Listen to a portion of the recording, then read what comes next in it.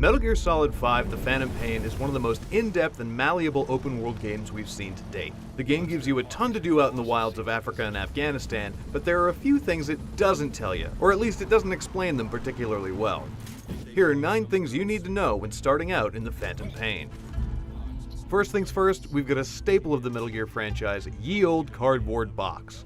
In past games, Boxy has been one of Snake's most useful items, and in The Phantom Pain, things haven't changed. For instance, you probably remember seeing various guards distracted by a decal on the box in several gameplay demos. That totally works, and it's super easy to do, even if the game doesn't specifically tell you how. Simply find a poster out in the game world, then equip your box and use the selection button, which is square on PlayStation or X on Xbox, to choose which poster you want to stick on there.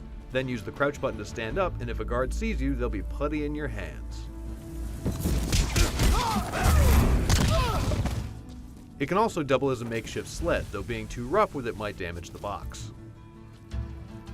Next up is something you probably became very familiar with if you played Ground Zeroes at all, rescuing prisoners from various mission areas.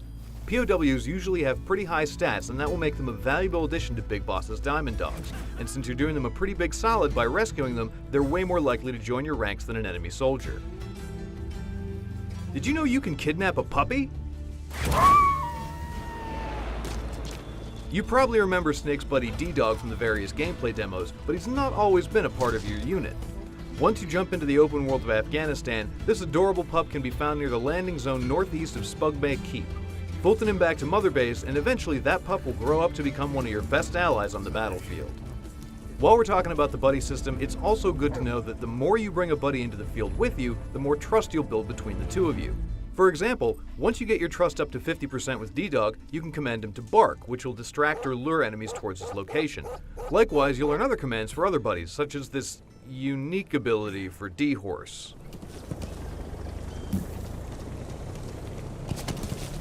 Some buddies also have different deployment functions. Quiet, for example, has 2 command options in the field. She can be deployed in either scout or attack mode. In scout mode, she'll sneak into an outpost or base and mark all of the enemies in that area for you, while in attack mode, she'll be able to eliminate any targets that you designate. These modes can be toggled in the Buddies section of the Missions tab of your iDroid, and depending on what equipment you have developed, she can also eliminate targets non-lethally, if you're looking to remain stealthy. If you're looking to make a bit more noise, there are some excellent ways you can cripple an enemy outpost and make your job easier at the same time. By destroying the large anti-air radar devices, you'll take away their ability to detect an incoming helicopter and can open up landing zones closer to the mission area. You can also take out their communication satellites, which will prevent nearby soldiers from calling for reinforcements.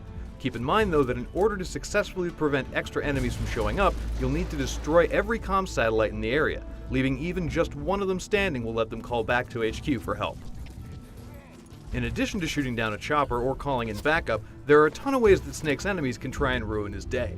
Depending on how you play, be it stealthy or guns blazing, their commanders will react and attempt to counter that.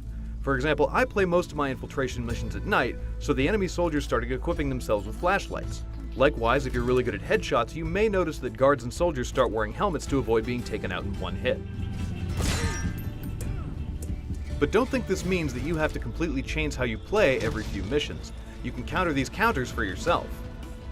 Once you unlock a combat unit back on Mother Base, you'll have the option to send units out on deployment missions. Most of these are as simple as defending a rebel outpost in some far-off country and earn a decent amount of GMP and resources, but there are other missions that let you take out parts of the enemy's supply chain.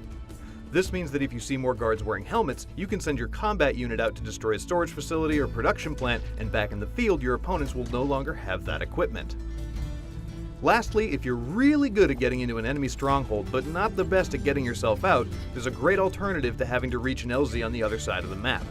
Once you level up your Fulton recovery system enough, you'll be able to extract vehicles and large cargo containers. While you can't air ride a Jeep back to Mother Base, you can totally climb on top of a cargo container and ride that baby all the way home. Extraction arrived at Mother Base. So these are just a few of our tips to get you started on your adventure throughout the Phantom Pain. If you think of anything we missed, be sure to add it to our wiki, and for everything else on Metal Gear Solid, you're already in the right place here at IGN.